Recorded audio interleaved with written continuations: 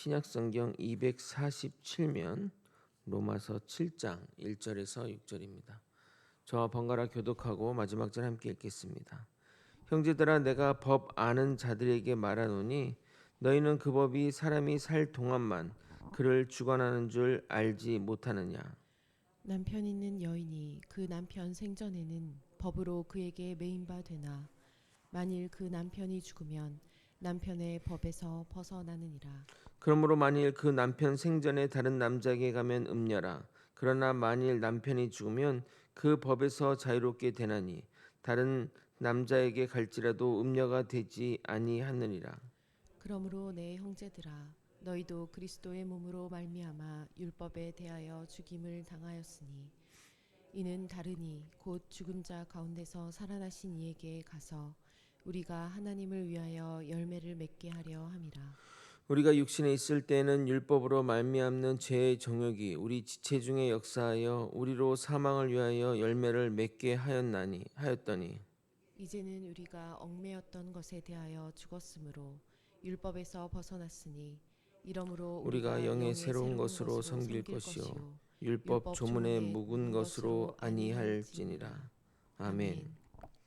우리는 그동안 주의 은혜로 의로워지고 성령의 인도함 받아 거룩하여지고 주님의 전적인 은혜로 영생의 길로 나아감을 하나씩 하나씩 살펴보았습니다.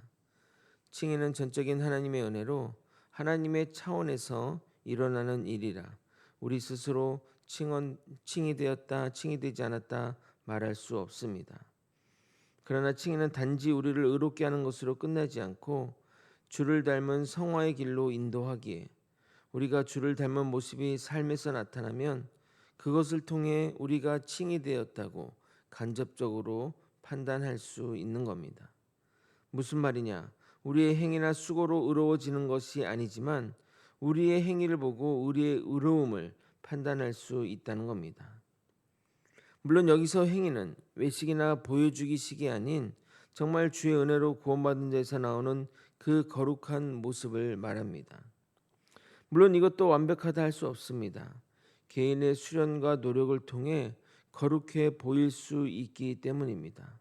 사실 스님이나 수도자들을 보면 인간적으로 흠모할 인품과 인성을 가진 것이 사실입니다. 그에 비해 우리 성도들, 심지어 목회자들도 한참 모자라 보이는 것은 사실입니다. 인간의 눈으로 보면 그렇다는 겁니다.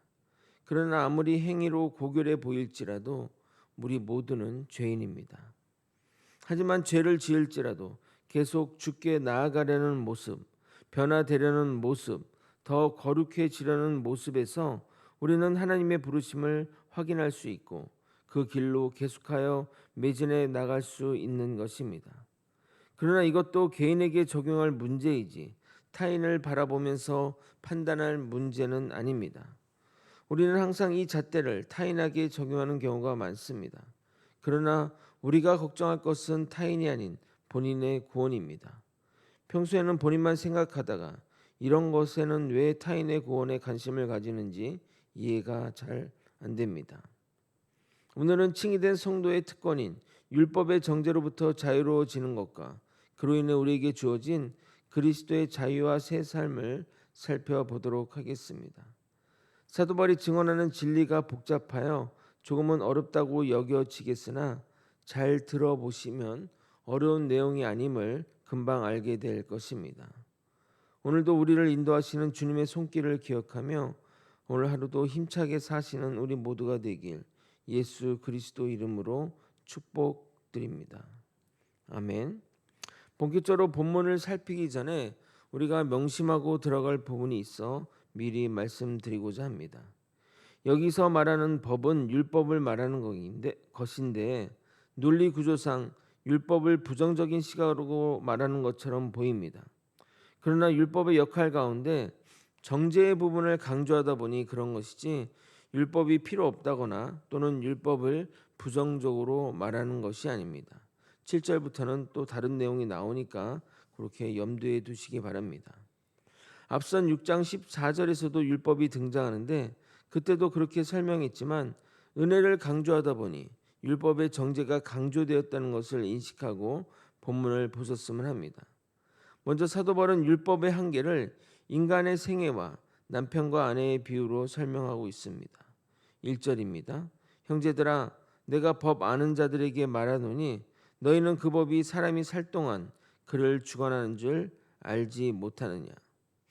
우리가 지켜야 하는 율법은 사람이 살아있는 동안에만 주관하는 법입니다.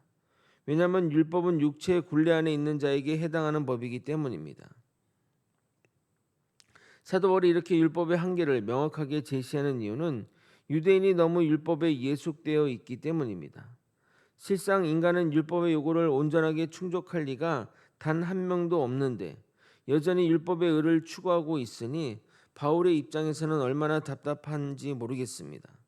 그래서 우리에게 영원한 삶이 있고 우리가 신봉하는 율법이 세상 모든 것들과 마찬가지로 우리가 죽으면 끝이 난다는 것을 강조하므로 율법 외의 것에 관심을 집중시키려는 의도가 담겨 있는 것입니다.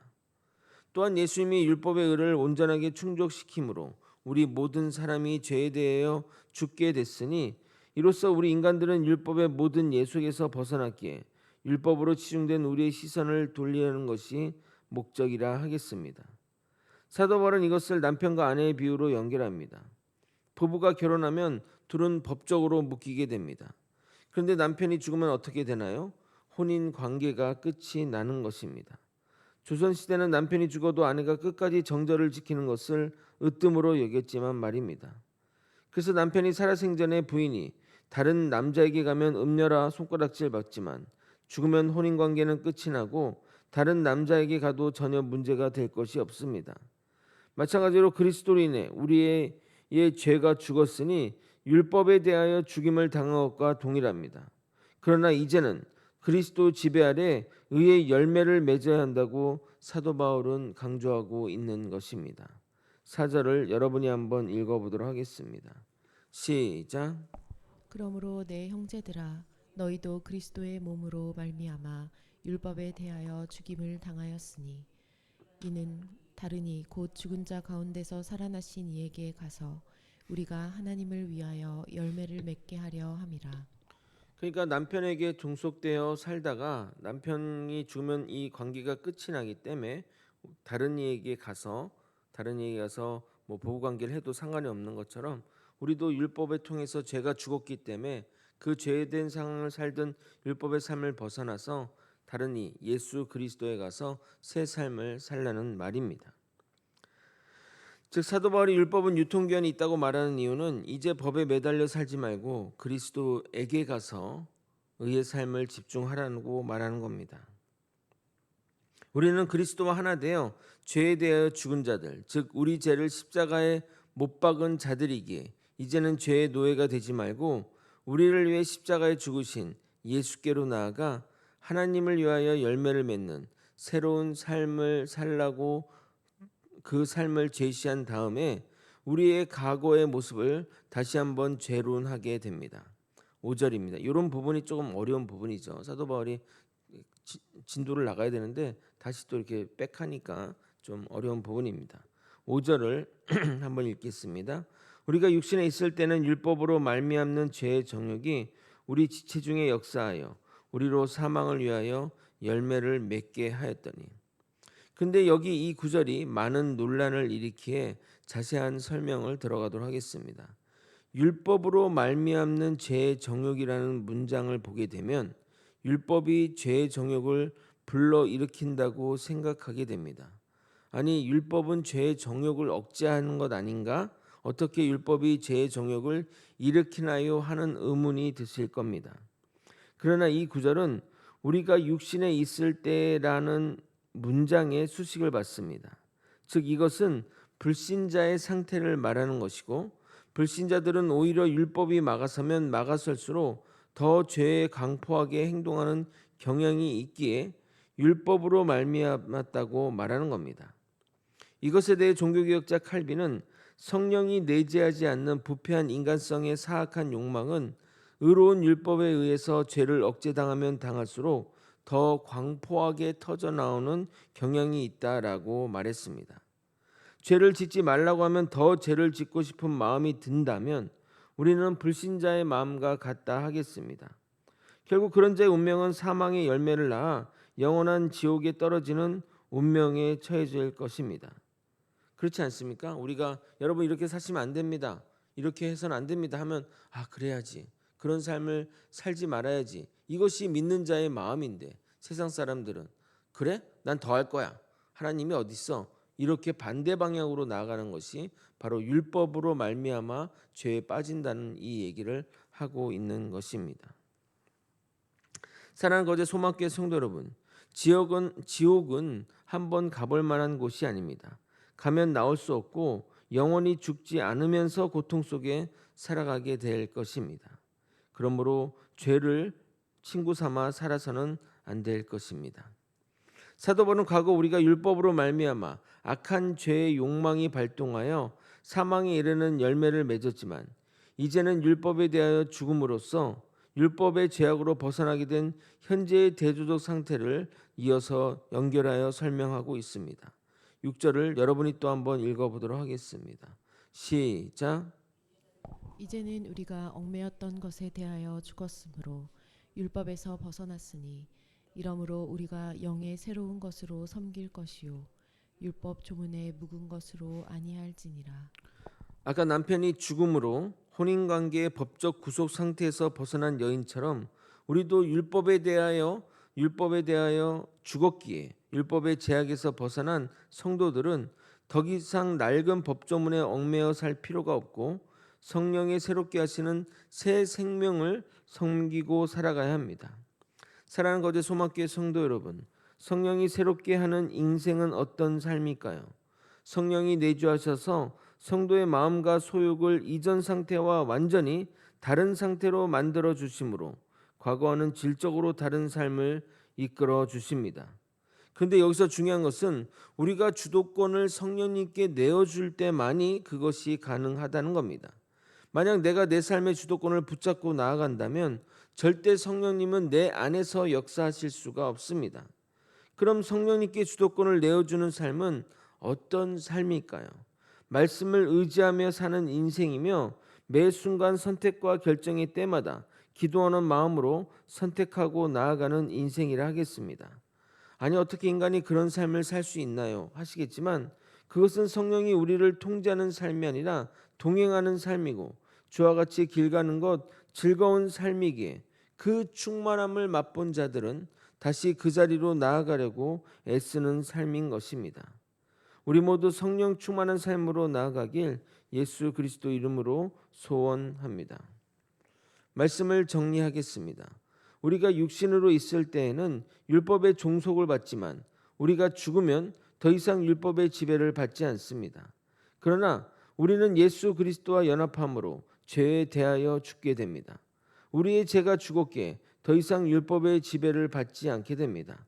그러므로 이제는 율법의 조문을 따르지 않고 오직 성령의 인도함을 따라 하나님을 위하여 의의 열매를 맺어야 하는 겁니다. 그런데 아직 우리 가운데 죄의 굴레에서 벗어나지 못한 자가 있다면 우리의 죄는 죽지 않은 것이고 여전히 율법의 굴레에 살아가므로 사망이라는 무서운 결론을 맞이하게 될 것입니다. 그러기에 의의 열매는 우리의 의로움을 증명하는 것이며 우리의 구원이 진리임을 보여주는 것이라 하겠습니다. 우리 모두 의의 백성으로 의의 열매를 맺읍시다. 성령의 인도함 받아 의의 열매를 맺는 우리 모두가 되시길 예수 그리스도 이름으로 축원드립니다. 아멘. 기도하겠습니다. 예수 그리스도와 연합함으로써 우리의 죄가 십자가에 못 박힘으로 우리는 더 이상 율법의 굴레에 속하지 않고 예수 그리스도와 함께 의의 열매를 맺는 의의 자녀가 되었습니다. 우리의 이 놀라운 신분의 변화를 깨닫고 성령의 인도함을 받아 정말 하나님의 자녀로서의 삶으로 나아가는 우리 모두가 될 수 있도록 이끌어 주시옵소서. 우리의 자아를 내려놓고 성령님께 내어줄 때 우리는 그 값진 삶으로 나아가게 될 것입니다. 이 믿음, 이 신앙 끝까지 붙들고 나아가는 우리 모두가 될 수 있도록 역사하여 주시옵소서. 사랑이 많으신 예수 그리스도 이름으로 기도드리옵나이다. 아멘.